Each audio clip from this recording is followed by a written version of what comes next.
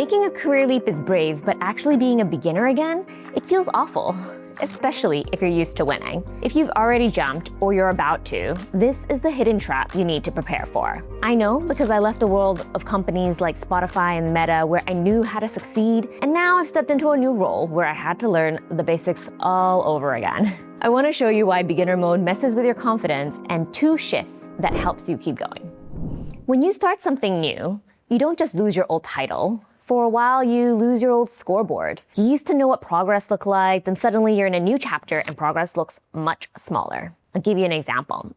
Spending 90 minutes on one thumbnail, true story, and thinking, how is this thing taking so much time? I thought I was better than this. That was me. But maybe for you, it's walking into a new industry meeting and realizing you don't know the acronyms yet. Or starting a side hustle and freezing when someone asks, so what exactly do you offer?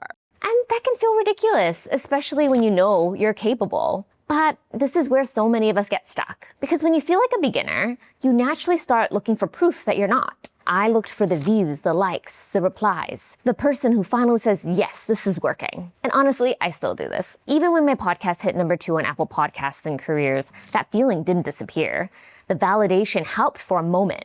And then I was right back to wondering, but is the next thing good enough? That's the trap. Outside validation is the wrong scoreboard for the beginner phase because recognition almost always lags the work. You can be getting better before anyone notices. You can be building taste before your output looks polished. So if you only measure applause, you may feel like you're failing at the exact moment you're actually growing. That's why the first way through this is to stop measuring applause and start measuring mastery. The question is not, did it perform? Did anyone clap? The actual question is, did I get better at this? Pick one day. Mine's Friday. Ask yourself, what did I get better at this week? Be specific. Here's a small one of mine. For 2 whole episodes, my audio sounded off because I plugged the mic into the camera and never changed the setting. This means the mic was never actually in use. So for those that made it through those 2 episodes, thank you for listening. It was a rookie mistake, and now I set it up right the first time, every time. Tiny, but it's a mastery that I can count. Yours might be that you finally sent the email you were scared to send. Or you explained your pivot without over-explaining.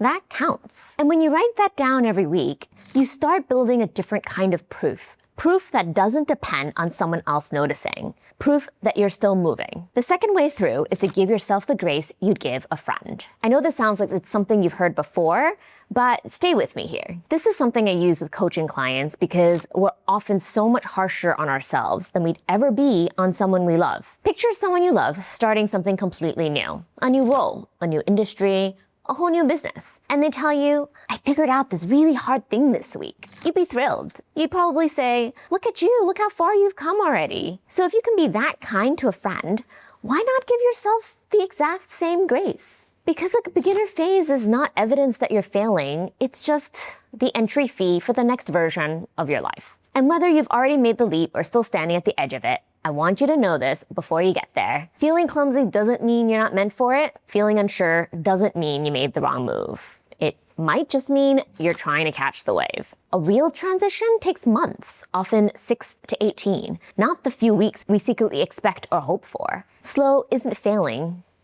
it's the timeline. So this week, don't wait for the world to prove you're growing. Ask yourself, what did I get better at? Because that's within your control. And next time, we're talking about the fear underneath so many reinventions. What if I'm too old to start over? Coming soon, so subscribe now.